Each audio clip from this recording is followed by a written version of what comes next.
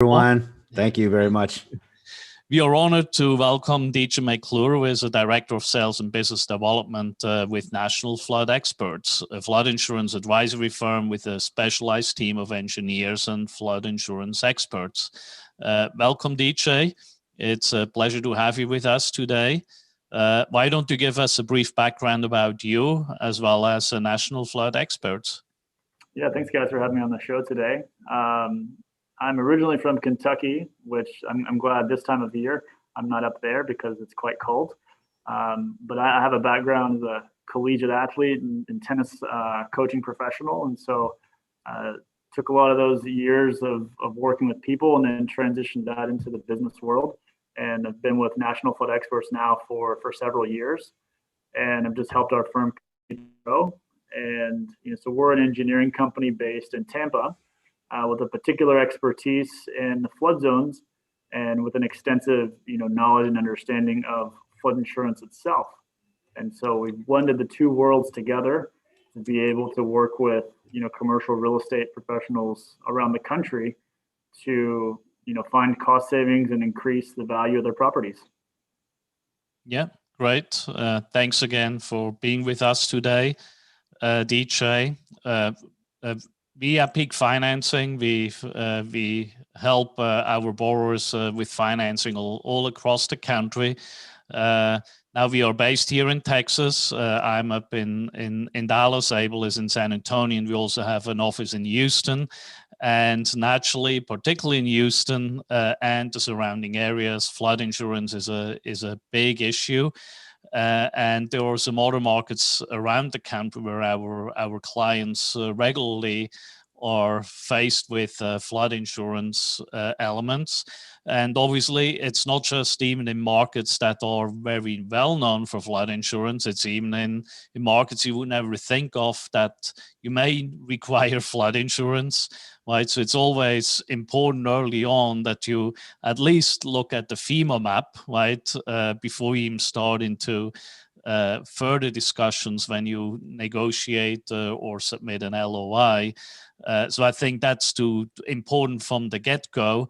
But once you have a deal and you know that there is a flood insurance issue or potentially a flood insurance issue, it's obviously important that you talk to your insurance company and insurance broker, who then hopefully also talk to a flood insurance expert like yourself.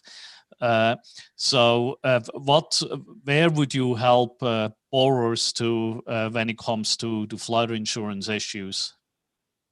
Yeah, so when you're going through the acquisition process, in many cases, this is brought up early. And so then you're understanding that there is going to be a requirement for flood insurance. So one of the first things that we do when we look at a property, when we go through our review process, is our engineers do an analysis to see, can the property, can the buildings actually have the flood zone changed? If we can get them removed from the high hazard flood zone, then the lender requirements for the flood insurance are then actually removed. And in situations where you're working with maybe Fannie Mae or Freddie Mac, where the flood insurance requirements can be quite extensive, this can be quite dramatic as they're going through the final stages of due diligence, or maybe even before that when they're negotiating their buying price. And so the earlier we can look at it, the better. But we're in a position to where we work directly with FEMA. And in many cases, we're able to get these projects approved in a matter of a few weeks. And, that can be sometimes very crucial in getting this corrected before the closing date. Very good point. I think that once again, and right, Abel, we always tell our borrowers doing an acquisition, make sure that you talk to your insurance experts early on. Insurance very often is forgotten. Obviously, everyone thinks about due diligence in general. Everyone thinks about financing, but somehow very often insurance is lower on the item to-do list until they realize that they're running out of time, right? And that's particularly important when you also have potentially a flood insurance issue, that you start looking at that early on. Yeah. I agree 100%. It's as much as you can do in advance up front before you're under the heat of a negotiation on closing, or trying to, if we deal with a lot of syndicators and syndication, they're trying to raise capital, they're trying to do the physical due diligence, and we kind of say, oh, the insurance, we almost forgot about that. And there was a rise, 450 to 500 to 600 a door, even recently, and just kind of continue seeing that.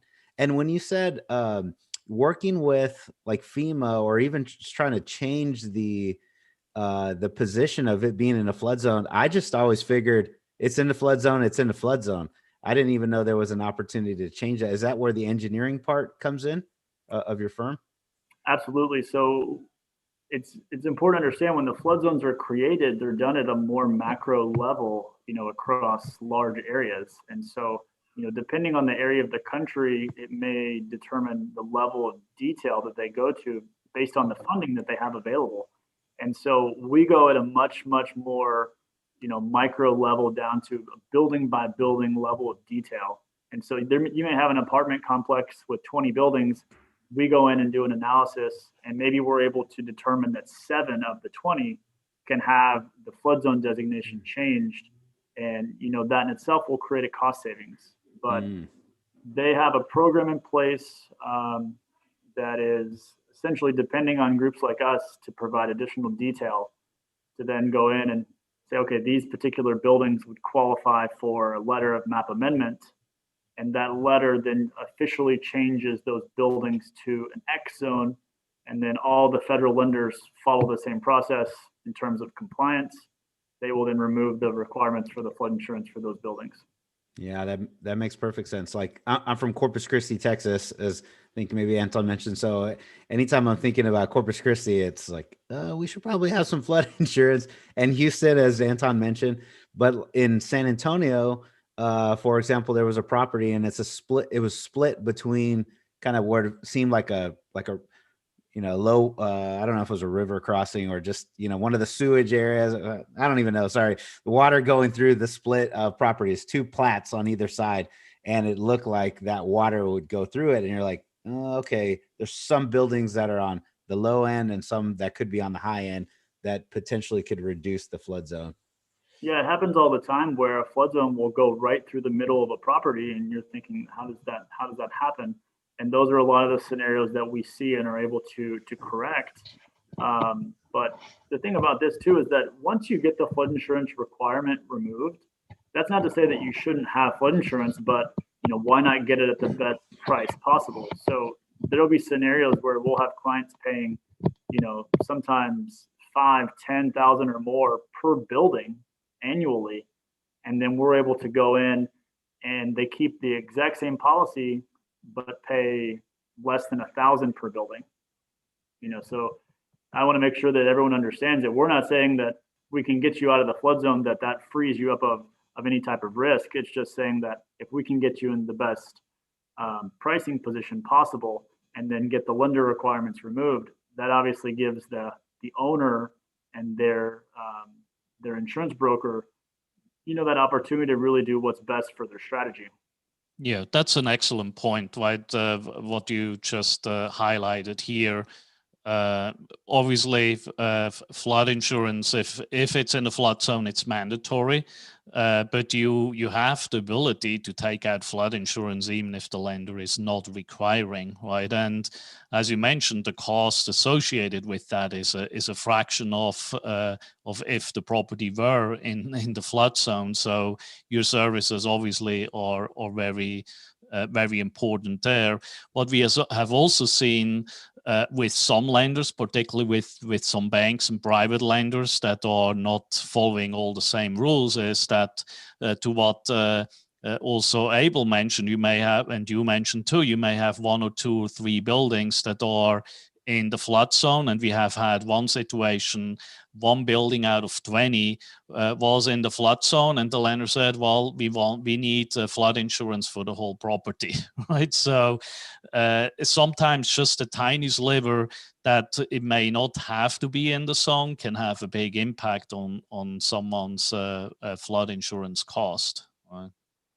Yeah, absolutely. And it's not uncommon that you'll see where only a few buildings are marginally getting flagged.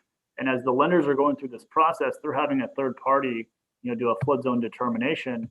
And if it even touches 1% of the building, they're going to flag that building for flood insurance. And so again, most people, because the buying process is, there's so many moving parts, you're just assuming this is just one thing I have to check off so I can get to the closing finish line.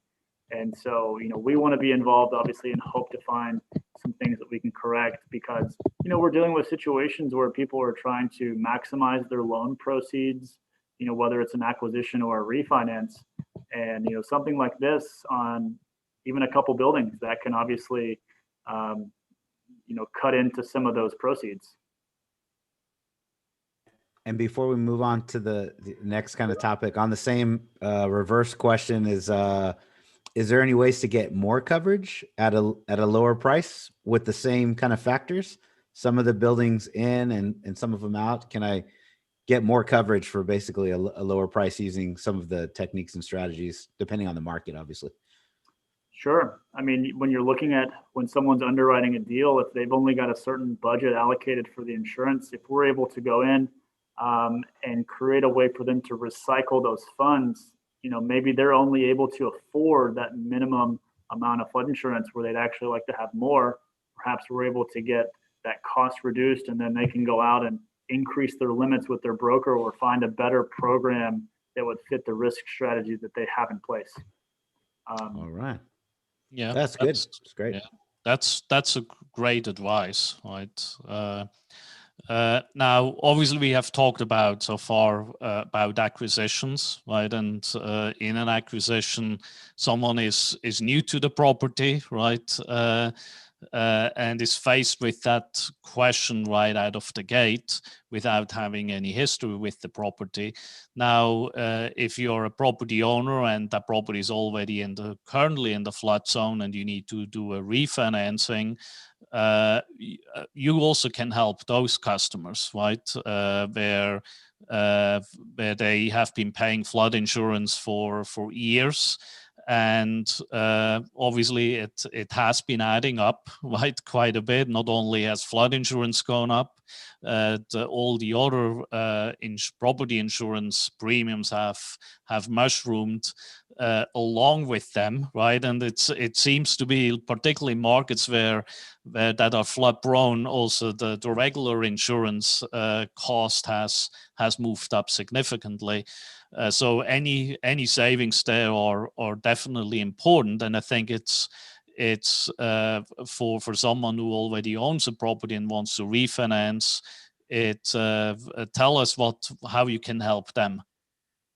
Yeah, probably the largest majority of projects that we look at are with existing portfolios, and so part of the review process that we do is first, can we change the flood zone? We're seeing about a 60% success rate across the country of properties that we look at. But then there's obviously buildings and properties where that's not possible.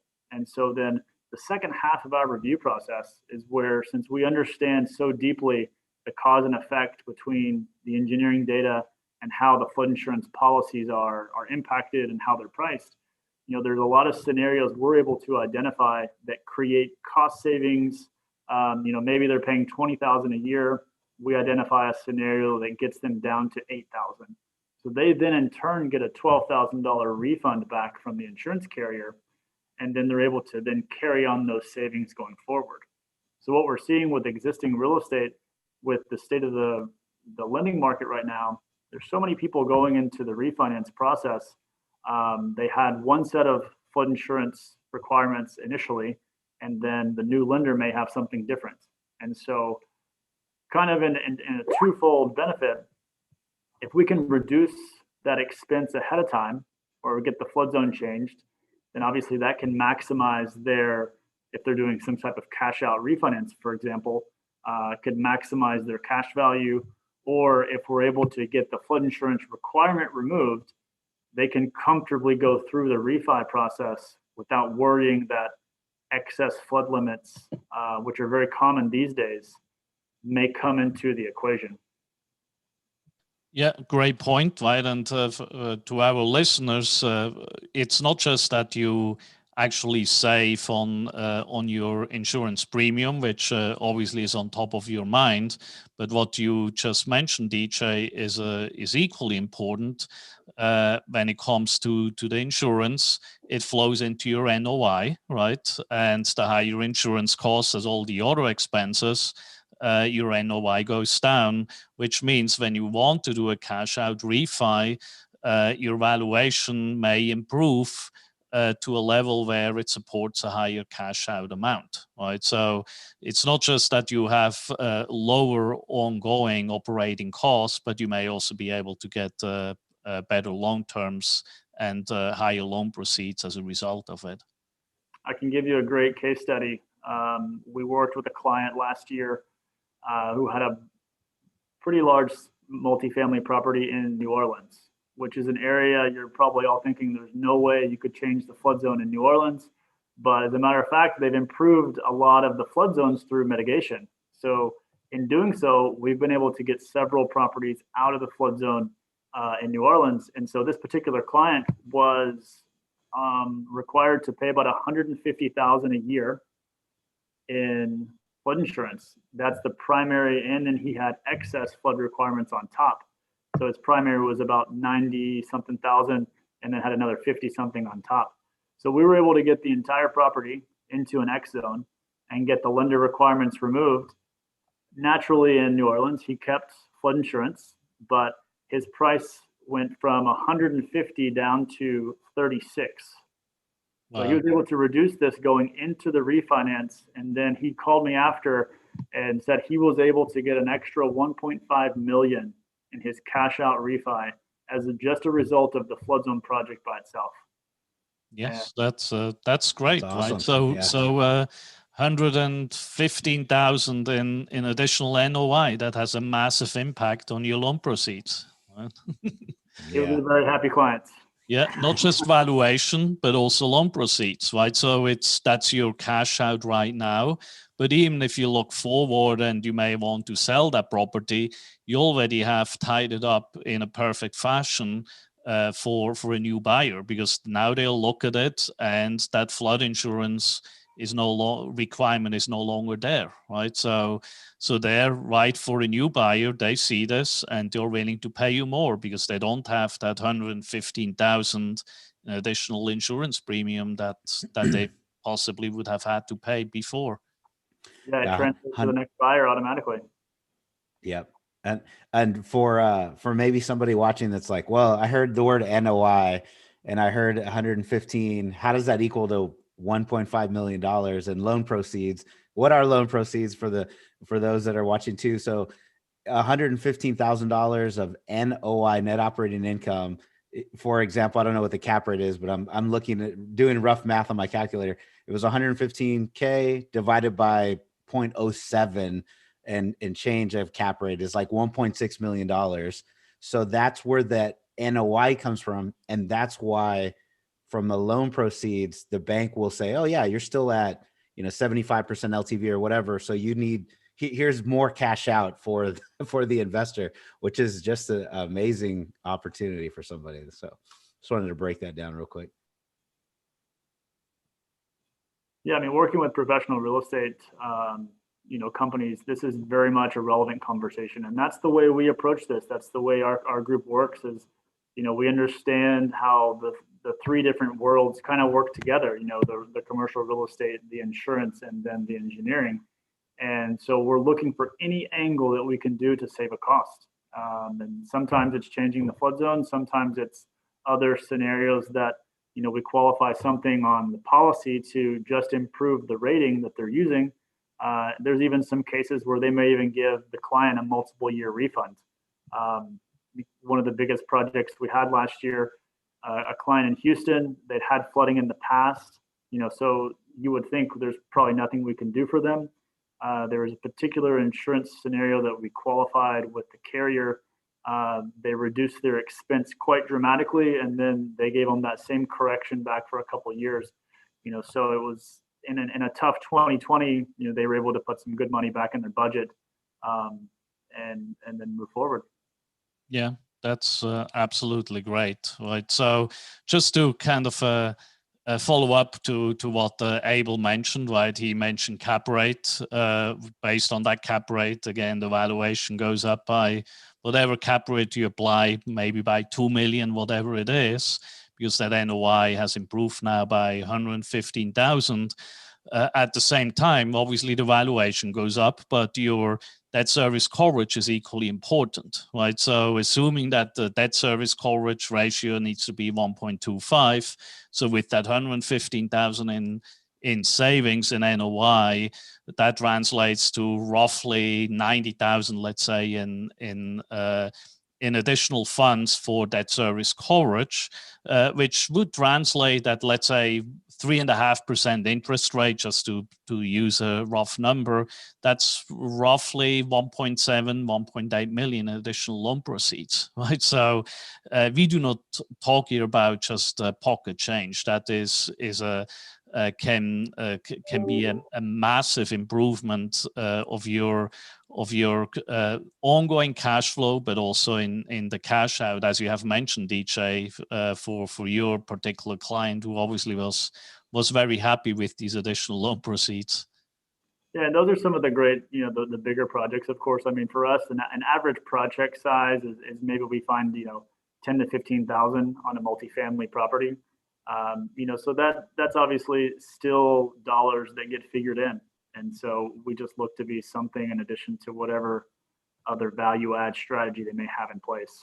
Sure, right. So even 15,000, that still gets you more than 100,000 additional loan proceeds, right? So yes, it's not that, it may not appear to be that much, but it's still money in the bank, right? And again, looking forward in selling, that's an additional whatever value increase there might be. So it's definitely very important to look at that. Now, obviously, everyone is wondering, oh, that sounds great, a great service that DJ and his firm is providing to property owners, but there must be a catch, right? So how much does that all cost me? So can you tell me, can you tell us a little bit how you get compensated? Absolutely. We're a very transparent agency. We're a very transparent company. And so when we do the initial review process, there's no cost and there's no obligation. We don't know if we're going to find a solution when we go into that initial review. And so if we go in and we qualify something, say we can change the flood zone, the cost of the consulting is just going to be equal to 1 year's flood insurance for each building that we can get approved by FEMA. And we guarantee all of our projects to be 100% successful, or else we don't invoice the client anything at the end of the day. That's great, right? So, you lower that insurance cost. Obviously, you have to get the compensation. So you could argue that the first year is essentially zero-sum game, right? But obviously, as soon as you own that property for more than a year, you have your savings that go straight in your pockets. But I think also, particularly for refinancings, if there is a potential to get multiple years of retroactively premiums back, then it's even better for a borrower to use your services, right? Yeah, and almost every solution that we provide, the client is getting some form of a refund back on the policies that they have. If they choose to cancel the policies because that's, what their strategy would request, then in many cases they can get refunded back for the entire year's policy. So then working with us, then the return on investment's essentially immediate. And then with other projects that we do, it's a similar fashion. So they're seeing some form of a refund, whether they continue to carry insurance or not, that offsets the cost. So that's generally well received with our audience. Yeah, that's great. So I think you provided us with a lot of valuable information that a lot of our listeners are not aware of, right? And I think it's important when you are an existing property owner and or buying a property that you talk to the right insurance broker that really understands what is available in terms of services. And if your insurance broker is not aware of a firm like yours, then I think it might be worthwhile to talk to another insurance broker. Right, one of our closely associated firms, Strategic Insurance, with Dan Koderka, and he is working very closely with you guys. He obviously is using your services because it adds value for him and his clients. So I think it's important when you as a prospective borrower seek out an insurance quote, that you make sure that your insurance broker really understands whom they have to go to. And so it's very important, right? And it's not just pocket change, as I said earlier. It can be very significant sums that can be saved here. Yeah, we work with insurance brokers around the country. Like Dan is just an extension of his team. Because our engineers, they're able to go in and uncover and find things at a very fine level of detail. Really getting to the granular, tenth of a foot type details for some of these buildings, and sometimes a tenth of a foot can equal thousands of dollars in savings. So, we're definitely not competing with anyone. We're working as an extension of the team, and that's how we look at ourselves. And so we're looking to supplement anything that your broker may already be doing. We'd love to work with them and then just see if we can find something extra to add to the value that they're already bringing to the table. Right on. That's awesome. And if I could ask a question to DJ, everything we said or we've talked about so far has been awesome. And now really from, maybe a South Texas is maybe a little self-serving to me and maybe a lot of our borrowers, but Texas, like Houston, Corpus Christi, our southern coast, maybe even in the southwest part of the U.S., anywhere there's a coastline, I guess on this side. What would you say from a market standpoint, since we're Market Watch, any insights you can give us about some of these markets, either that people overlook or, something that may help us as we're looking at the different markets here that could be affected by flood? That's a really good question. And I would say to investors, don't shy away from a flood zone. Do your research, because there's a lot of hidden value to be found in flood zones. And we work with acquisition teams around the country as they're prospecting, and we'll review the property from a 30,000 foot level to say, all right, here's what we know about the area, because there are some large profits to be made, and depending if someone's completely risk averse, if they avoid flood zones entirely, we've helped in some of the areas you would least expect, the Houstons, the New Orleans, South Austin, the Virginia, Northeast area. Flood zones are everywhere, and there's a lot of opportunity that can be found by just giving it a little bit more research and due diligence, and then potentially adding some hidden NOI into your underwriting from day one. Yeah, that's fair enough. Don't shy away from it. Just talk to an expert and a pro. That's right. So you may think, this is too tough of a property to deal with, and after talking to you, DJ, they may say, well, I think we just found a diamond in the rough, because a lot of other prospective buyers never looked at it. Right? Absolutely. Yeah, very good. So DJ, thanks again for coming on. You gave us a lot of great nuggets here. How can you be reached? Yeah, you're free to email me, dj@nationalfloodexperts.com. You're also able to send just a general email into the team at info@nationalfloodexperts.com. And we'll be happy to take care of you and look at the property and see what solutions may be possible. Great. So please reach out to DJ early on when you do an acquisition, not too late, right? So not that you get into a time squeeze there, as always. Thanks again, DJ, for coming on with us today, and wish you a lot of business in 2021. Likewise, guys. Thank you very much. I appreciate it. Yeah, thanks. All Bye, right, DJ. bye-bye. Thank you.